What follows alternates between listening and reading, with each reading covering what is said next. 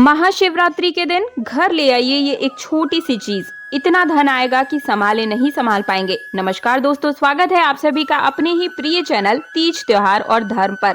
दोस्तों, हिंदू धर्म शास्त्रों में महाशिवरात्रि का दिन सबसे ज्यादा पवित्र और सौभाग्यशाली माना जाता है।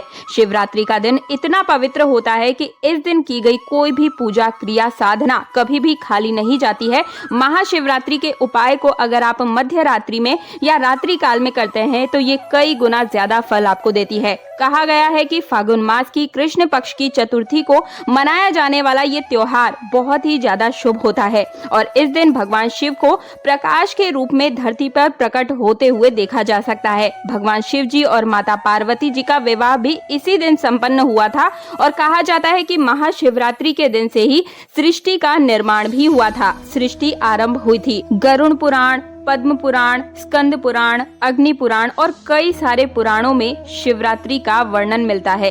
इस दिन थोड़ी सी भी पूजा साधना क्रिया कोई भी व्यक्ति पूरे मन से कर लेता है तो उसके जीवन के समस्त प्रकार के दुखों का नाश हो जाता है और सुखों की प्राप्ति होती है। इस दिन भगवान भोलेनाथ की थोड़ी सी पूजा साधना करके आप सुख समृद्धि धन ऐश्वर्य को प्राप्त कर सकते हैं। दोस्तों, ध्यान रखिएगा, भगवान भोलेनाथ भंडारी हैं। कोई भी व्यक्ति थोड़ी सी भी पूजा पाठ साधना करके भोले बाबा को तुरंत प्रसन्न कर सकता है, लेकिन इस खुशी में आप ये बात मत भूलिएगा कि भोले बाबा सबसे जल्दी क्रोधित भी होते हैं। और अगर आप भी चाहते हैं कि भगवान भोलेनाथ और माता पार्वती सदा आपके और आपके पूरे परिवार पर कृपा बनाए रखें तो तुरंत कमेंट बॉक्स में हर हर महादेव ओम नमः शिवाय तुरंत लिख दीजिए। वीडियो को लाइक करके चैनल को सब्सक्राइब और पास वाला बेल आइकन तुरंत प्रेस कर दीजिए। दोस्तों, हमारे हिंदू धर्म में हर एक जानकारी बिल्कुल बारीकी से बताई गई है, उसे ही जन साधारण भाषा में मैं आप तक पहुंचाती हूं। तो भगवान भोलेनाथ बहुत ही जल्दी तुरंत प्रसन्न होने वाले देवता हैं और तुरंत ही क्रोधित भी हो जाते हैं। तो आपको ध्यान रखना है कि महाशिवरात्रि के दिन कुछ चीजें हैं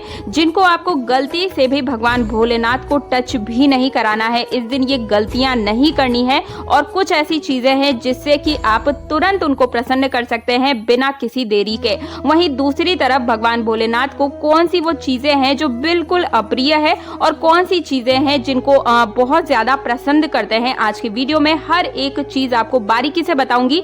हर एक प्रकार के आपके दुख परेशानी कष्ट तुरंत जड़ से खत्म करवाऊंगी। वीडियो को अंत तक लास्ट तक देखिएगा, गलती की कोई भी गुंजाइश मत छोड़िएगा। आपको पता है कि ये जो पूजा साधना क्रिया है वो आपको रात्रि काल में करनी है, तो आपको किन नियमों का पालन करना सबसे ज्यादा आवश्यक होगा, भगवान भोलेनाथ का बीज मंत्र किस प्रकार से आपको जाप करना है, संपूर्ण जानकारी को समझिए। लेकिन सबसे पहले आप कहीं पर नोट कर लीजिए इसका मुहूर्त। तो पंचांग के अनुसार फागुन माह की कृष्ण पक्ष की चतुर्थी तिथि 8 मार्च 2024 को रात 9:57 से शुरू होगी और अगले दिन यानी कि 9 मार्च 2024 को शाम 6:17 पर समाप्त होगी। जो कि शिवरात्रि की पूजा रात में होती है, इसलिए इसमें उदया तिथि देखना जरूरी नहीं है।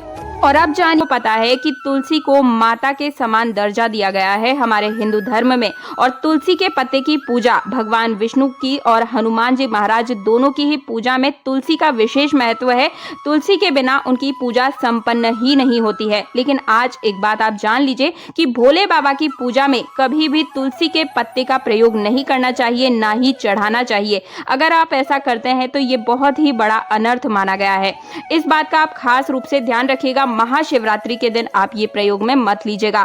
दूसरा जो आपको ध्यान रखना है, सिंदूर का इस्तेमाल। आपने देखा होगा कि सुहागिन औरतें इसका सबसे ज्यादा इस्तेमाल करती है और हनुमान जी महाराज की पूजा में भी इसे चढ़ाया जाता है। कई पूजा साधना में सिंदूर का इस्तेमाल प्रयोग किया जाता है, लेकिन आप ध्यान रखें कि भगवान भोलेनाथ को, वो बैरागी हैं, भगवान भोले बाबा को सिंदूर गलती से भी नहीं चढ़ाना चाहिए। ये हमारे दुर्भाग्य को न्योता देता है।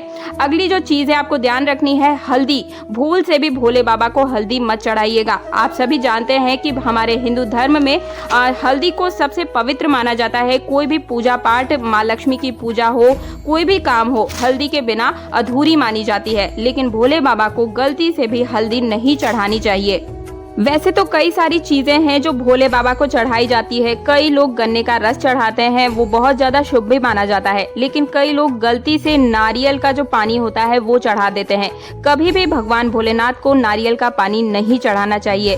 पुराणों कथाओं के अनुसार अगर कोई व्यक्ति नारियल का पानी भगवान भोलेनाथ को अर्पित करता है तो ये बहुत ज्यादा अशुभ माना गया है। उस व्यक्ति के जीवन में दरिद्रता घेर लेती है। अब जो मैं आपको बताने जा रही हूँ उसका थोड़ा सा ध्यान रखिएगा। देखिए, हम सभी भगवान भोलेनाथ को चावल चढ़ाते हैं और ये इसीलिए चढ़ाते हैं कि ताकि हमारे घर में अन्न और धन की कभी कोई कमी नहीं हो। और अगर आप भगवान भोलेनाथ को चावल चढ़ा रहे हैं या भगवान भोलेनाथ जी के नाम पर आप चावल दान कर रहे हैं तो ध्यान रखिएगा, दान किया हुआ चावल या भोलेनाथ को जो आप चावल अर्पित कर रहे हैं वो खंडित नहीं होना चाहिए। वैसे तो भगवान भोलेनाथ जी जितनी भी चीजें उनको चढ़ाई जाती है वो कभी भी खंडित नहीं होनी चाहिए। दूसरी जो चीज है, आप भगवान भोलेनाथ को दूध अर्पित करते हैं, जल चढ़ाते हैं, दूध चढ़ाते हैं, लेकिन कई लोग ध्यान नहीं रखते हैं, वो पुराना या बासी दूध भी चढ़ा देते हैं कच्चे दूध के नाम पे। लेकिन ध्यान रखिए, कभी भी जब आप कच्चा दूध चढ़ाते हैं तो वो ज्यादा देर पुराना ना हो, खराब दूध ना हो। और अब जानते हैं कि महाशिवरात्रि के दिन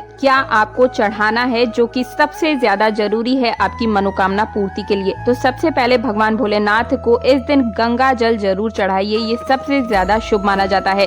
अगर आप गंगा जल अर्पित करते हैं तो मान के चलिए आपके जीवन में कभी कोई रोग आपको नहीं हो पाएगा। दूसरा, इस दिन आपको भोलेनाथ को बेलपत्र अवश्य चढ़ाना चाहिए। इस दिन कई बार ऐसा होता है कि बेलपत्र की कमी हो जाती है, तो आप चढ़ाया हुआ बेलपत्र फिर से धो करके, मंदिर में ही जो चढ़े हुए बेलपत्र होते हैं उन्हें फिर से धो करके भगवान भोलेनाथ पर अर्पित कर सकते हैं। वो फिर से उतना ही पवित्र हो जाता है। लेकिन ध्यान रखिएगा, बिल्कुल भी खंडित नहीं होना चाहिए, टूटा हुआ नहीं होना चाहिए। जो चिकनी साइड होती है उस साइड से इस दिन आपको भगवान भोलेनाथ को अर्पित जरूर करना चाहिए। ये 1000 कन्याओं को खाना खिलाने के बराबर आपको फल की प्राप्ति कराता है। 3 पत्ते वाला बेलपत्र भगवान भोलेनाथ को अति प्रिय होता है। मान लीजिए अगर आप किसी ऐसे रोग से जुड़ गए हैं जो ठीक ही नहीं हो पा रहा है, आपका जो इलाज है वो लाइलाज हो चुका है, तो महाशिवरात्रि के दिन बहुत ही ये पावन दिन है, पवित्र दिन है। इस वीडियो को ध्यान से सुनने के साथ हर किसी के साथ शेयर अवश्य कीजिएगा दोस्तों। इस दिन आपको 1001 बार ओम नमः शिवाय मंत्र का जाप करते हुए, अगर एक धतूरा का जो फूल होता है अगर आप भगवान भोलेनाथ को अर्पित करते हैं, चढ़ाते हैं, तो मान के चलिए कोई भी रोग जड़ से खत्म हो जाएगा। और अगर आप सरकारी नौकरी चाहते हैं तो इस दिन कच्चा दूध भोलेनाथ को शिवलिंग पर अर्पित जरूर कीजिएगा, तुरंत ही आपकी नौकरी लगना जो है वो निश्चित हो जाएगी। अब जो बताने जा रही हूँ उसे थोड़ा ध्यान से सुनिएगा।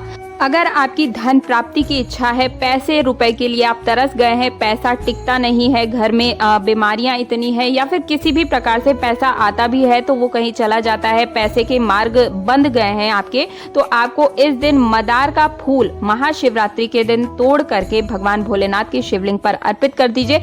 आपको आकस्मिक रूप से धन की प्राप्ति निश्चित ही होगी और आपको भौतिक सुखों की प्राप्ति होगी। भगवान भोलेनाथ मदार के पुष्प पर अति प्रिय है उनको, तो तुरंत प्रसन्न हो जाते हैं। मुझे उम्मीद है कि मेरे द्वारा दी गई जानकारी से आप सभी को संतुष्टि मिली होगी।